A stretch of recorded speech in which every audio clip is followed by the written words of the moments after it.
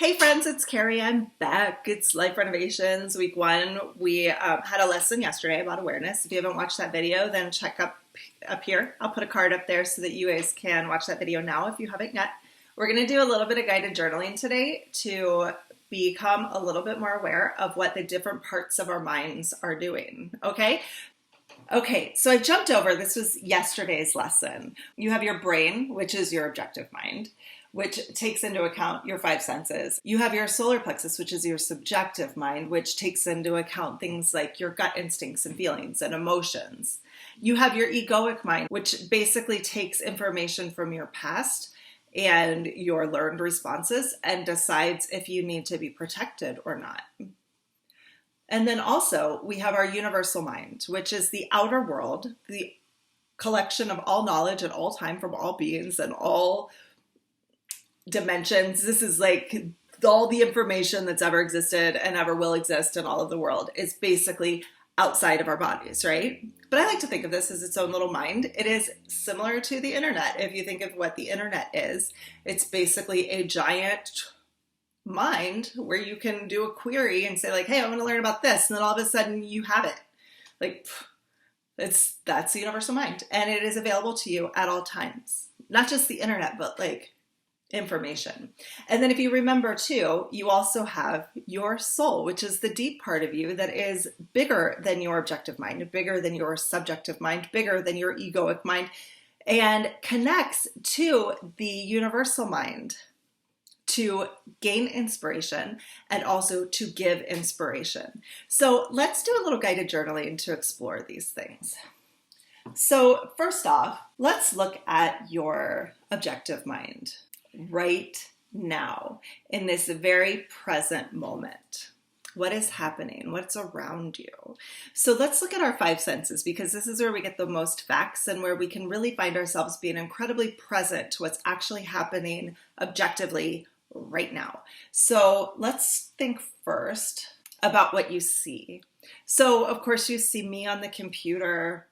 You see stuff on my walls, right? You see that I still have a Christmas box over there. Actually, my aunt sends me cookies every year and I use it for my receipts and things. So you're seeing my office on the computer, of course. You're seeing your own computer, but have a look around. What else do you see? And write it all down, or at least take note of it. But I think writing is really important for guided journaling. So go ahead and take a second and write down everything that you see as quick as you can. Now let's move from our eyes to our nose. So what do you smell? The radiators just turned on in my apartment, so it kind of smells like radiators. I don't even know how to explain what radiators smell like, but it kind of smells like that, right? So what do you smell? Is someone cooking? Are the windows open? Do you smell outside? Does it smell stuffy? What does it smell like? Take a second and figure it out. Then let's move down to your mouth. So what do you taste? This is a tough one because, you don't always taste things, but I mean, I can kind of taste the taste of my lip gloss. It's weird, but I can kind of taste the like residual toothpaste taste in my mouth. What do you taste? Do you have coffee breath? Have you brushed your teeth today even? Did you? Because quarantine life, you do what you want, right? Now let's move on to your ears. So what do you hear? And I can tell you right now, I hear the radiator. You probably hear it too. You hear me on this thing, right? But what else can you hear?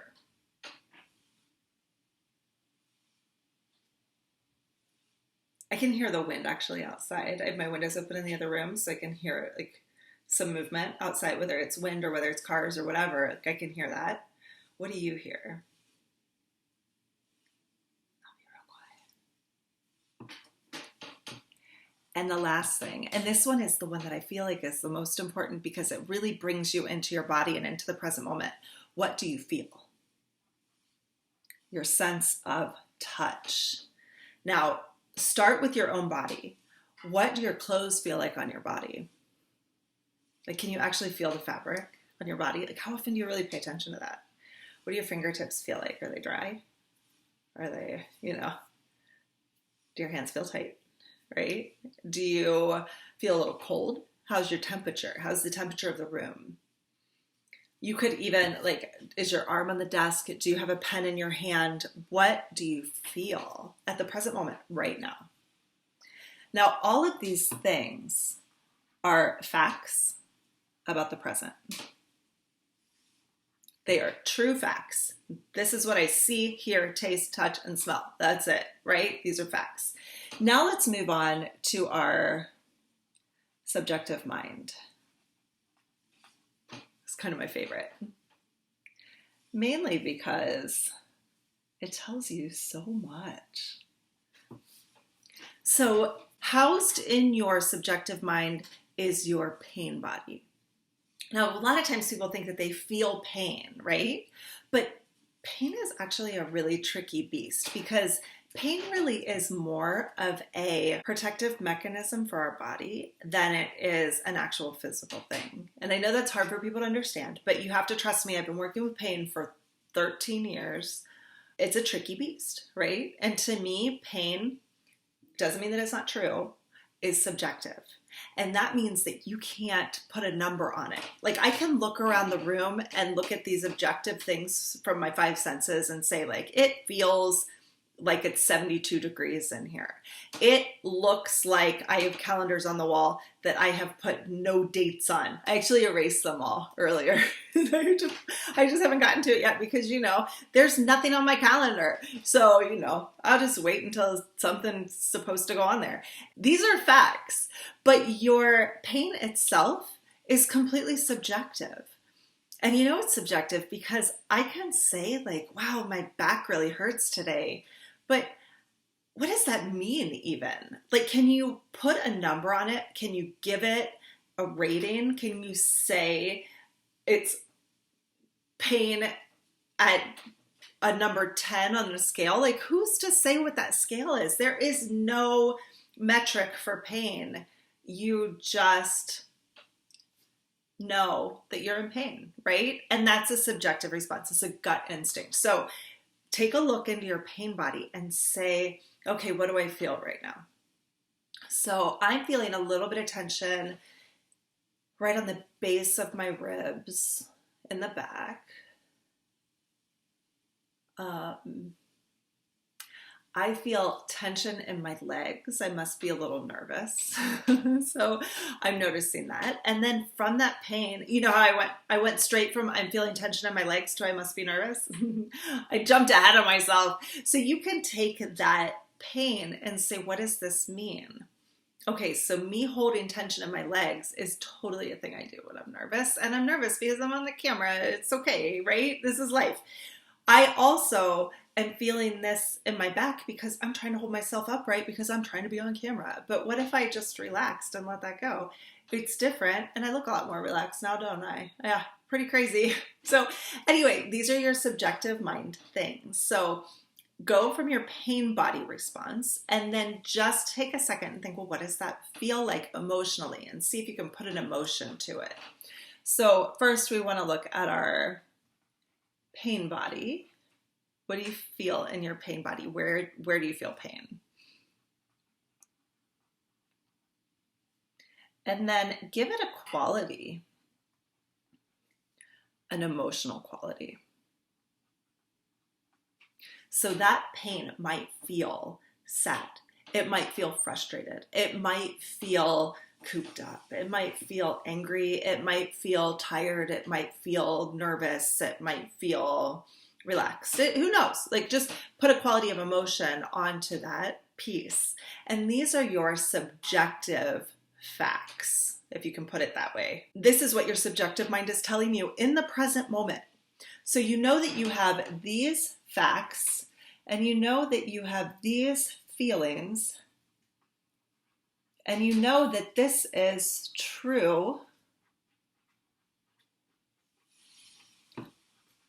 now. It is the truth now, right?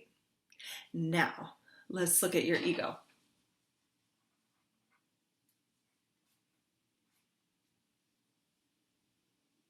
This is the tricky part. What is your egoic mind telling you about all of this? What are the things that are running around in your head? My ego is telling me things like, your hair looks great today, Carrie. That's ego. My ego is telling me that I am a little nervous. This will never work and nobody will ever do this. And should I even use this camera? And like, blah, blah, right? I think of the ego mind as being like the stage mom that's always trying to fix your makeup, or once they're like in the back, like jazz hands, like they know all the moves, right? That's the stage mom is like torturing the child at the dance recital, right? That's your egoic mind. So what is that mind telling you?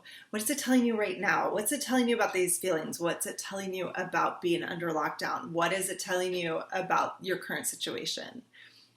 Where's your ego going? Now, the ego can be in a lot of different places, but it works kind of on a tiered system. So it can be in a low level vibration, which would be like fear, pride, and not pride in the way that like I'm proud of myself because I made this leap and I'm doing this, but it's pride in the way that's like, look at me, I'm so cool. My hair looks great today. Or like, like it's some pride that's like, I have a fancy car and I'm wearing the fancy sunglasses and, that's pride. So that's a lower level egoic mind. Your egoic mind is judgmental, right? Your egoic mind is, can be angry. Your egoic mind can feel like a victim. Your egoic mind can want revenge. Your egoic mind thinks the grass is greener. Right? So take a second and think about what this is triggering for you. Like what is your egoic mind telling you about right now? Okay? So now that you know all of this, like it is the ego that is the big block. Like this thought pattern is the big block to the universal mind. And so we don't really want the ego to block the universal mind. Like we want all that information. We want inspiration. We want to be able to give inspiration. And to do that, you have to shut down the ego. Now, this is not easy to do. And it's something that we're going to work on really hard in this class, like really hard in this class. And it's tough because we've identified with it for so long. But you can let go of your egoic mind by paying attention to what is true now. So what I want you to do is decide maybe just one statement about your ego. Maybe one statement like, I'm not good enough, right? Or your ego saying like, I almost wrote or your ego saying, this will never end, right? Oops. And that's just your ego like freaking out. It's fear-based, right? All of these things are fear-based, or they're self-judgmental, or you feel like a victim. And that's not helpful for anybody, right? So you can decide that if you have this feeling from your ego, and it's a protective mechanism, you can decide to pay attention to what the truth is. And if you have a feeling, a quality of emotion, or a feeling in your pain body that gets triggered when you say, I'm not good enough, or this will never end, then you can choose to not react to that emotion, right? If you're angry because you're like, my freaking kids, right? You're like, homeschooling's going to kill me, right? If you're there, that doesn't serve you, and it certainly will not kill you. But you can look into what is the quality of emotion involved in that feeling, what is the pain body response, and then choose not to react to that feeling. So say you have this, like, my kids are killing me, and you're so angry, that you can feel that anger in your body. So let yourself feel that anger, and then decide that you're going to let go of the resistance to the anger. Like you could just be like, you know what? I'm not going to resist it. I'm just angry. Like I just am. It's okay. Right? You don't have to resist it. You don't have to resist the anger. You don't have to resist the kids. You don't have to resist not feeling good enough. You don't have to resist feeling like this will never end. Like, what if you just said, like, okay, I have this feeling like this will never end, but I'm going to choose not to react to that right now. Take a deep breath and let it go. And then pay attention to the facts, to your objective mind again. Take a second, take a breath, smell the air, feel something, look around. You'll notice that life is a little bit different. Be aware of the present moment and enjoy the present moment. All right. So this is week 1 of Life Renovations. Good luck, you guys. I'll see you later for a guided meditation and for stretching class. All right. Have a good week. See you later. Bye-bye.